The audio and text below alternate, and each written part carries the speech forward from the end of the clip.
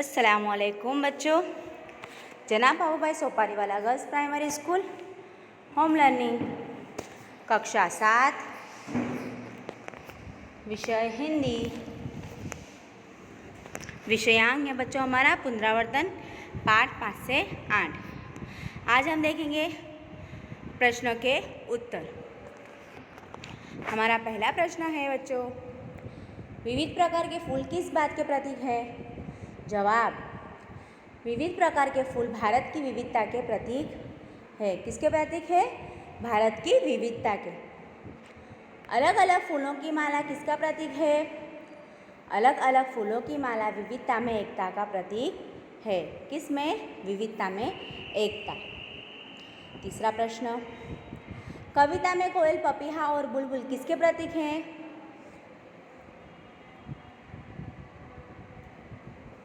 किसके प्रतीक है बच्चों? तो कविता में कोयल, पपीहा और बुलबुल भिन्न भिन्न भाषाएं बोलने पर भी एकता के सूत्र में बंधे भारतवासियों के प्रतीक हैं। भिन्न भिन्न भाषाएं बोलने पर भी एकता के सूत्र में बंधे भारतवासियों के प्रतीक है।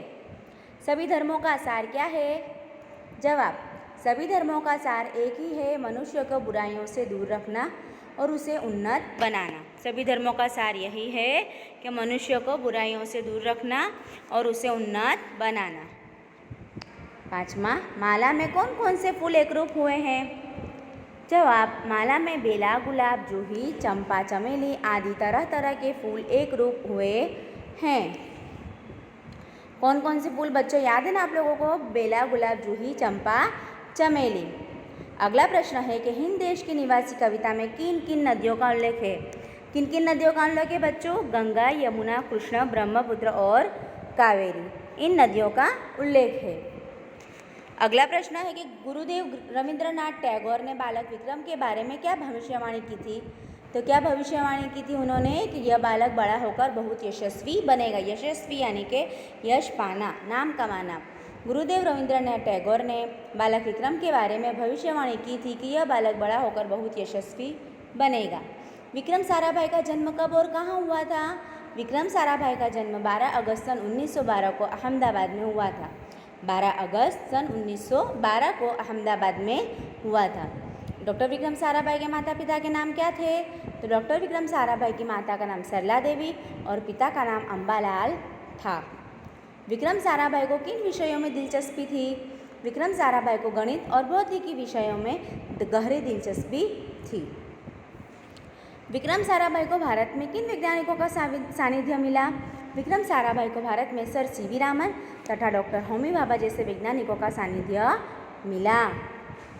अगला प्रश्न है, कॉस्मिक किरणों पर प्रयोग के लिए डॉक्टर विक्रम साराभाई का क्या सुझाव था? कॉस्मिक किरणों पर प्रयोग के लिए हिमालय की ऊंची चोटियां बहुत उपयुक्त और अनुकूल होंगी। यह उनका सुझाव था कि हिमालय की ऊंची चोटियां हैं वही कॉस्मिक किरणों के प्रयोग के लिए उपयुक्त और अनुकूल होंगी। डॉक्टर विक्रम साराभाई किन विषयों पर कार्य करते रहे? तो डॉक्टर विक्रम साराभाई परमाणु शक्ति, अंतरिक्ष विकिरण, सूर्य ग्रह, तारा, प्लाज्मा, भौतिकी तथा खगोल आदि विषयों पर कार्य करते रहे।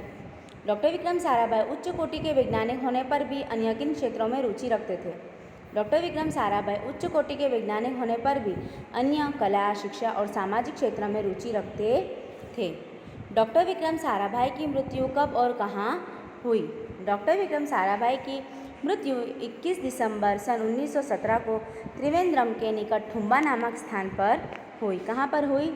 थुम्बा नामक स्थान पर हुई। त्रिवेंद्रम के थुम्बा नामक स्थान पर। अगला प्रश्न है कि पहेली में चारपाई को किसकी चीज़ बताया गया? जवाब, पहेली में चारपाई को सोने की चीज़ बताया गया। किसकी चीज़? सोने की चीज़। चारपाई यानी कि पलंग। माचिस कैसा नगर है? तो माचिस ऐसा नगर है जिसमें बहुत से चोर रहते हैं। बादल का बाप और बेटा कौन है? बादल का बाप और बेटा पानी है। ओस किसकी पोती है? ओस बादल की पोती है। ओस किसकी पोती है? ओस बादल की पोती है। फ़ोन को कोई क्या नहीं कहता? तो फ़ोन को कोई चुगलखोर नहीं कहता। क्या कहता नहीं? चुगलखोर। चुगलखोर यानी कि इधर की बात उधर करना और उधर की बात इधर करना। अगला प्रश्न है हमारा कि खजूर का पेड़ बड़ा होता है फिर भी कबीर उसको महत्व क्यों नहीं देते? जवाब, बड़ा होने पर भी कबीर खजूर के पेड़ को महत्व नहीं देते क्योंकि उससे पति को छाया नहीं मिलती और उसके फल बहुत ऊंचाई पर लगते हैं। खजूर का पेड़ बड़ा है लेकिन उसके फल बहुत ऊंचे लगते हैं और बड़ा होने के बावजूद वो पेड़ पति को छाया नहीं देता। मक्खी को हाथ मलने और सिर धुलने की नौबत कब आती है? तो मक्खी जब गुड़ खाने की लालच में पड़ती है तब उसे हाथ मलने और सिर धुलने की नौबत आती है। तीसरा प्रश्न, गरीब की हाय से क्या होता है? जवाब, गरीब की हाय से उसे सताने वाले का सर्वनाश हो जाता है। गरीब की हाय से उसे सताने वाले का सर्वनाश हो जाता है। अगला प्रश्न है, सज्जन लोग अपनी संपत्ति का उपयोग कैसे करते हैं? सज्जन लोग दूसरों का भला करने में अपनी संपत्ति का उपयोग करते हैं। कैसे उपयोग करते हैं? दूसरों का भला करने के लिए सज्जन लोग दूसरों का भला करने में अपनी संपत्ति का उपयोग करते हैं। प्रेम के धागे में गांठ कब पड़ जाती है? तो प्रेम के टूटे हुए धागे को फिर से जोड़ने पर उसमें गांठ पड़ जाती है। बड़ों को देखकर क्या नहीं करना चाहिए? बड़ों को देखकर छोटों की उपेक्षा नहीं करनी चाहिए। क्या नहीं करनी चाहिए बच्चों? उपेक्षा। तो बड़ों को देखकर छोटों की उपेक्षा नहीं करनी चाहिए। बच्चों, यहाँ पर हमारे प्रश्नों के उत्तर समाप्त होते हैं। आप लोगों को इन सभी प्रश्नों के उत्तरों को अपनी नोट में एक बार लिखना है और इन्हें याद करना है। Thank you.